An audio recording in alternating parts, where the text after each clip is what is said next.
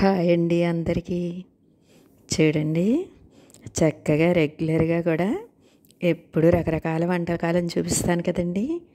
అందులో భాగంగా ఈరోజు ఎప్పుడు చెప్తూ ఉంటాను కదండి, చక్కటి ప్రోటీన్ ఫుడ్ తినాలన్నా, అదేవిధంగా మనం చక్కటి 100కి 100 పోషకాలున్న కర్రీ అయినా సరే మనం తయారు చేసే విధానంలోనే ఉంటుందని, అదేవిధంగా ఈరోజు మీకు చూడండి, చక్కటి 100 పోషకాలు విలువ కలిగిన ప్రోటీన్ కర్రీ అండి. ఇది పన్నీర్తో చేస్తాం కాబట్టి, ఇది విజయ డైరీ నుంచి ప్రోటీన్ పన్నీర్ అని తెప్పించుకుని చక్కగా ఈ విధంగా పన్నీర్ కర్రీ చేసుకుంటే ఎంత బాగుంటుందో.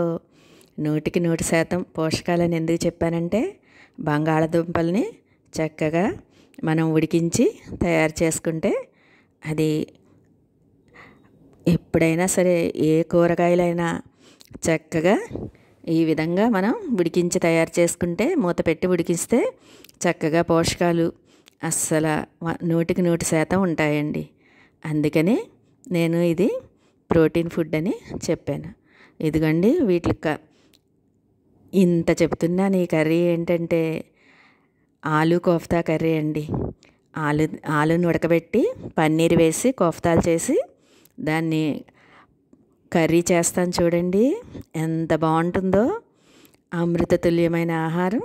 అలాగే మనం ఎప్పుడైనా సరే హోమ్ ఫుడ్లు అమృతమయంగా కుదురుతాయి కదండి, ఆ విధంగా ఉంటుందండి ఈ కర్రీ. దానికి కావాల్సిన పదార్థాలు చెప్పి మీకు తయారు చేసే విధానం కూడా అంతా సులువుగా చూపిస్తాను.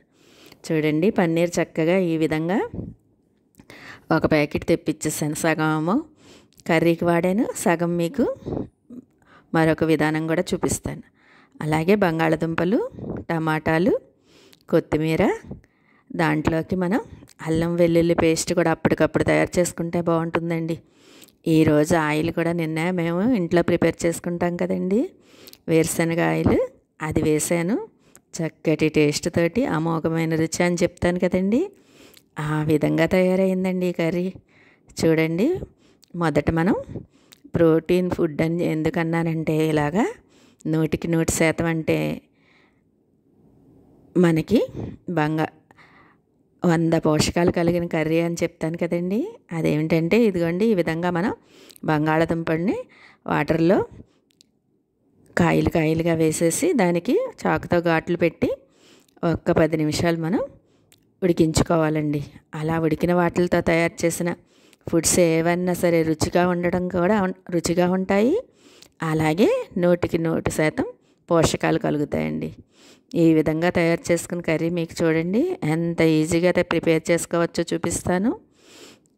ఇలాగ కత్తితో మనం ఘాట్లు పెట్టేసుకుంటే తొందరగా ఉడికిపోతాయి. బంగాళదుంపలు గట్టిగా ఉండకుండా చాలా మెత్తగా ఉడికిపోతాయండి. బంగాళదుంపలు ఉడికించుకున్నప్పుడే కొద్దిగా ఉప్పు వేసుకోవాలి. దీంట్లో ఉప్పు చేర్చేటప్పుడు కొంచెమే వేసుకోవాలండి. అది కూడా దీనిలోకి మనం బ్లాక్ పెప్పర్ వాడతాము. అదేవిధంగా డ్రై ఫ్రూట్స్, బాదం, జీడిపప్పు, పంప్కిన్, సన్ఫ్లవర్ పేస్ట్ను కూడా ఉపయోగిస్తామండి. దాని వలన వచ్చిందండి ఇది ఎంత అమోఘమైన రుచి అని చెప్తాను కదండి, అంత బాగా వచ్చింది ఈ కర్రీ. మీరే చూడండి. ఇదిగండి, చక్కగా మనం అల్లం వెల్లుల్లి పేస్ట్ కూడా అప్పటికప్పుడు ప్రిపేర్ చేసుకుంటే ఎంత టేస్ట్గా ఉంటుందోనండి ఈ కర్రీ. ఇదిగోండి, అల్లం వెల్లుల్లి పేస్టు మనం ఎప్పుడైనా సరే ఏ కర్రీ చేసుకోవాలనుకున్నప్పుడైనా అప్పటికప్పుడు తయారు చేసిన పేస్ట్ అయితే మనకి ఎంత బాగుంటుందో కర్రీ. అదేవిధంగా మనం ఎప్పుడైనా సరే కూరగాయలని ఫ్రెష్గా తెచ్చుకున్నప్పుడు ఇలాగా వంటకం చేసుకుంటే అది అమోఘమైన రుచి వస్తుందండి. ఆ విధంగా చూడండి, టమాటాలన్నీ కట్ చేసి పెట్టేసుకున్నాను. అలాగే ఉల్లిపాయను కూడా మళ్ళీ మరొక ఉల్లిపాయ, పెద్ద ఉల్లిపాయ సన్నగా తరిగి మనం ఉంచుకోవాలి. అల్లం వెల్లుల్లి పేస్టు వేసుకోవాలి, తయారు చేసి ఉంచుకుని. అలాగే ఇదిగోండి, టమాటాల పేస్ట్ కూడా మనం రెడీగా పెట్టుకోవాలి. తర్వాత మీకు కోఫ్తాలు కూడా ఎలా చేయాలో, కోఫ్తాలకు పిండి ఎలా ప్రిపేర్ చేసుకోవాలో కూడా చూపిస్తాను. ఇలాగా పేస్ట్లా తయారు చేసేసుకుని మనం రెడీగా పెట్టుకోవాలి. అదేవిధంగా చెప్పాను కదండి, బాదం, సన్ఫ్లవర్, పంప్కిన్, జీడిపప్పు వీటిల్ని కూడా పేస్ట్లా తయారు చేసి ఉంచుకుంటే, అన్నీ సిద్ధం చేసి ఉంచుకుంటే ఈ కర్రీ అంత ఈజీగా అయిపోతుందానండి. చక్కటి రుచితోటి, అమోఘమైన రుచి అంటాను కదండి, ఆహా ఏమి రుచి కంటే ఇంకా బాగుంటుంది. చపాతీల్లోకైనా మనం తయారు చేసుకోవచ్చు ఈ కర్రీ. లంచ్కి ప్రిపేర్ చేసుకుని రైస్లోకి తినేసి మళ్ళీ కొంచెం కర్రీ మిగిలితే మనం నైట్కి చపాతీలు చేసుకుని పుల్కాలు కానీ చేసుకుని తింటే ఎంత బాగుంటుందనండి ఈ కర్రీ. ఇదిగోండి, తర్వాత మనం పంప్కిన్, బాదం, సన్ఫ్లవర్, పుచ్చగింజలు వేసి పేస్ట్లా ప్రిపేర్ చేసుకుని అది కూడా సిద్ధం పెట్టేసుకోవాలి. ఈ విధంగా ఉడికిన బంగాళదుంపల్లో ఇదిగోండి, చక్కగా బంగాళదుంపలు ఎంత బాగా ఉడికిపోయినాయో పై తొక్క తీసేసి మనం వాటిల్ని ఇది ఒక బౌల్లో వేసుకుని ఉప్పు, పసుపు, కారం వేసి, అల్లం వెల్లుల్లి పేస్ట్ వేసి, గరం మసాలా కొద్దిగా వేసుకోవాలండి, ఎక్కువ అక్కర్లేదు. గరం మసాలా, అలాగే గరం మసాలా కూడా మనం ఎలాచి, లవంగా, దాల్చిన చెక్క డ్రై రోస్ట్ చేసి తయారు చేసుకుంటాం కదండి, ఆ పౌడర్ని కొద్దిగా వేసుకుని ఈ విధంగా మనం శనగపిండి వేయాలండి దీంట్లోకి. కొంచెం శనగపిండి కొంచెం ఎక్కువగా వేసుకుంటే మనకి ఆయిల్లో వేపుకున్నప్పుడు చిదురవ్వకుండా ఉంటాయి. కొంచెం తక్కువగా వేసుకుంటే చిదురైనట్టు ఉంటుంది, కానీ దాన్ని కూడా మనం కర్రీలోకి చేర్చేసుకోవచ్చు. ఇదిగోండి, పన్నీర్ని కూడా సన్నగా ముక్కలుగా తరిగేసి దీంట్లో యాడ్ చేసుకోవాలి. విజయ డైరీ మిల్క్ నుంచి తెప్పించానండి ప్రోటీన్ పన్నీర్ అని, ఎంత భలే ఉన్నది. చక్కగా సన్నగా ముక్కలు తరిగి ఈ విధంగా మనం దానిలోకి చేర్చేసి ముద్దలా తయారు చేసి ఇదిగోండి ఇలా ఉండల్లో బాల్స్లా చేసుకుని మనం ఆయిల్లో వేపుకోవాలి. అలా వేపుకున్న కోఫ్తాలని మీకు మళ్ళీ మనం తయారు చేసాం కదండి టమాటా ప్యూరీ అలాగే డ్రై ఫ్రూట్స్ పేస్ట్ని ఏ విధంగా మనం ప్రిపేర్ చేసి ఈ వేగిన కోఫ్తాలని ఎలా చేర్చామో మీకు కర్రీ చూపిస్తాను. ఇవి చక్కగా కొంచెం టైం ఎక్కువ పట్టినా కూడా కలర్ మారేంత వరకు వేపుకుంటే మనకి మనం టమాటా ప్యూరీలో వేసుకున్నప్పుడు చాలా బాగుంటుందండి ఈ కర్రీ. ఇదిగండి, చక్కగా మనం కొద్దిగా ఎక్కువసేపే వేపుకోవాలి. అలా వేపుకున్నప్పుడు చెప్పాను కదండి, కొంచెం మనం శనగపిండి ఎక్కువగా వేసుకుంటే చిదురవునట్టుగా వస్తుంది. శనగపిండి తగ్గినట్టుగా ఉంటే కొంచెం చిదురైనా వచ్చినా కూడా టేస్ట్ మనం టమాటా పేస్ట్లోకి చేర్చేసుకుంటాం కదండి, అప్పుడు చాలా బాగా వస్తుంది. ఈ విధంగా మనం వీటిల్ని పక్కకు పెట్టేసి చక్కగా మళ్ళీ మనం ఇదిగోండి కర్రీకి ప్రిపేర్ చేసుకోవాలి. ఇలాగ పొయ్యి మీద ముక్కుడు పెట్టి అది వేడెక్కాక ఆయిల్ వేసి, ఎప్పుడైనా సరే ఇటువంటి కర్రీలు చేసుకున్నప్పుడు ఆయిల్తో చేసుకున్నప్పుడు ఆయిల్ వేసి, ఆయిల్లో బాగా వేడెక్కాక అల్లం వెల్లుల్లి పేస్టు, ఎండు కారం, అలాగే బ్లాక్ పెప్పరు, ఫస్టే మనం లవంగా, ఎలాచి, దాల్చిన చెక్క వేసేసి వేగాక అప్పుడు మనం అల్లం వెల్లుల్లి పేస్టు, కారం, పసుపు, అలాగే బ్లాక్ పెప్పర్ అండి ఇవి చేర్చేసుకుని వేడివేడి నూనెలో వేసుకుంటే మనకి చాలా బాగా బాగుంటుందండి కర్రీ. మొదట మనం ఎప్పుడైనా సరే ఆయిల్ వేడెక్కగానే ఇవన్నీ చేర్చేసుకోవాలి. తర్వాత ఇదిగోండి అప్పుడు ఉల్లిపాయలు చేర్చుకోవాలి. ఉల్లిపాయలు చేర్చుకుని కొద్దిగా సేపు మనం ఒక్క 2 minutes వేపుకుని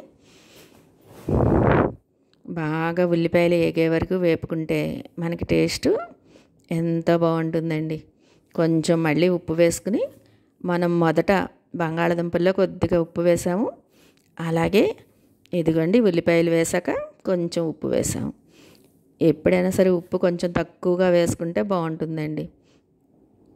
ఇలా ఉల్లిపాయలు వేగనిచ్చుకుని ఇదిగోండి టమాటాలని మనం మెత్తటి పేస్ట్లా చేసేసాం కదా, ఆ పేస్ట్ని వేసేసుకుని చక్కగా మగ్గించుకోవాలండి. మూత పెట్టేసి ఆయిల్ పైకి తేరుకున్నంత వరకు మనం ఒక 5 minutes మూత పెట్టేసి అలా ఉంచేసుకోవాలి. ఇదిగోండి ఈలోపు మీకు పన్నీరు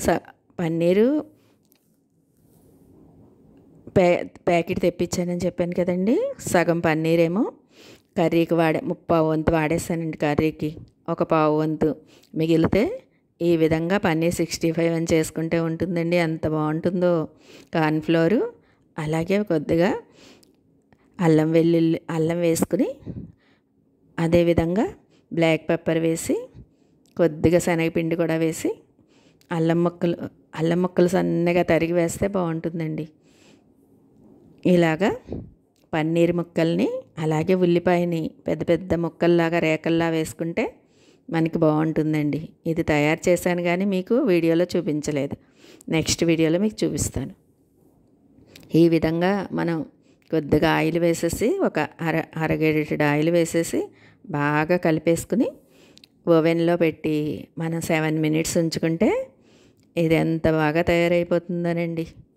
చక్కగా ఈ విధంగా కూడా మనం తయారు చేసి పిల్లలకి ఎప్పుడు చెప్తాను కదండి, పిల్లలు కానీ పెద్దలు కానీ తింటే వాళ్ళు ఎంత ఆనందపడుతూ తింటారని. ఆ విధంగా వచ్చేస్తుందండి ఈ పన్నీర్ 65. చక్కగా మనం ఈ విధంగా తయారు చేసుకున్న మిశ్రమాన్ని ఓవెన్లో ఒక 7 మినిట్స్ ఉంచేసుకోవాలి. అలా ఉంచుకున్నాక మనకి చక్కగా రెడీ అయిపోతుంది. చూడండి, ఓవెన్లో ముందే నేను జొన్నలు పెట్టానండి. పాప్కార్న్ ఎంత బాగా తయారైపోతాయో మా ఓవెన్లో. ఎప్పుడు రెగ్యులర్గా చెప్పే మాటేనండి, ఇల్లాలకి చక్కటి ఆలోచన వస్తే మంచి మంచి కర్రీస్ చేసుకోవాలని,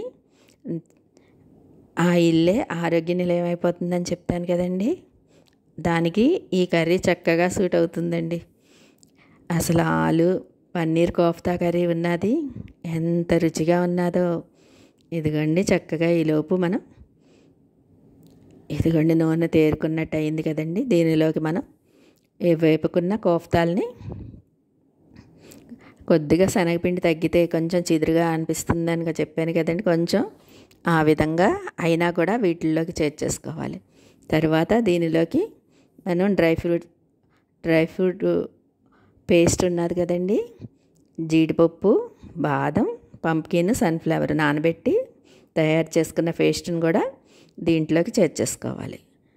అలా చేర్చుకున్నాక చక్కటి సువాసనతో అసలు ఎంత బాగా వచ్చిందానండి ఈ కర్రీ. చపాతీల్లోకి అయితే ఉన్నది ఎంత బాగున్నదో. చక్కగా పుల్కాల్లోకి కానీ, చపాతీల్లోకి కానీ, అలాగే ఫ్రైడ్ రైస్లోకి కానీ ఈ కర్రీ అదిరిపోతుందండి. ఈరోజు నేను లంచ్లోకి చేశాను కాబట్టి రైస్లోకే తినేసామండి. అలాగే నైట్కి చపాతీల్లోకి కూడా ఎంత బాగా ఉన్నదో ఈ కర్రీ. ఒక్కసారి మీరు కూడా ట్రై చేసి చూడండి. మీకు ఎలా వచ్చిందో నాకు కామెంట్స్లో చెప్పండి. చక్కటి ఈ కర్రీ మీకు నచ్చితే కామెంట్స్లో నాకు తెలియజెప్పండి. ఇదిగోండి, ఈ విధంగా ఆయిల్లో చెప్పాను కదా మీకు, కోఫ్తాల్ని చక్కగా వేపేసుకున్నాక మనం ఇలాగా టమాటా ప్యూరీ పేస్ట్లోకి చేర్చేసుకోవాలి. చక్కటి కర్రీ రెడీ అయిపోయిందండి. గుమగుమలాడే వాసనతో ఆహా ఏమి రుచి కంటే ఇంకా అమోఘంగా ఉన్నది. ఇదిగోండి, చక్కగా కొత్తిమీర పైన చల్లేసుకుంటే మనకి ఎంత బాగా ఉన్నదో చూడండి. కలర్ఫుల్గా చక్కటి సువాసనతోటి ఎంత అమోఘంగా ఉందోనండి ఈ కర్రీ. ఆలు పన్నీర్ కోఫ్తా కర్రీ చక్కగా తయారు చేసి మీకు ఎలా వచ్చిందో నాకు కామెంట్స్లో చెప్పండి. వేడి వేడి అన్నంలోకి తింటే ఉన్నదండి అమోఘమైన రుచి అంటే ఇదే కదా అనిపించిందండి. చక్కగా మనం ఇలాగా హోమ్ ఫుడ్లు తయారు చేసుకుని తింటే అనారోగ్య సమస్యలు అనేవి అస్సలు రావండి. ఎప్పుడైనా సరే ప్రతి ఇల్లాలు ఎంతో గ్రేట్గా ఫీల్ అవ్వాలండి. ఈ విధంగా మనం తయారు చేసి ఇంట్లో వాళ్ళందరికీ పెడుతున్నాం కదా అని. ఇదిగోండి, చక్కటి పన్నీర్ కోఫ్తా కర్రీ అండి, ఆలు పన్నీర్ కోఫ్తా కర్రీ. మీకు నచ్చిందా? నచ్చితే కనుక కంపల్సరీ కామెంట్స్లో నాకు మీకు ఈ కర్రీ ఎలా ఉందో చెప్పండి.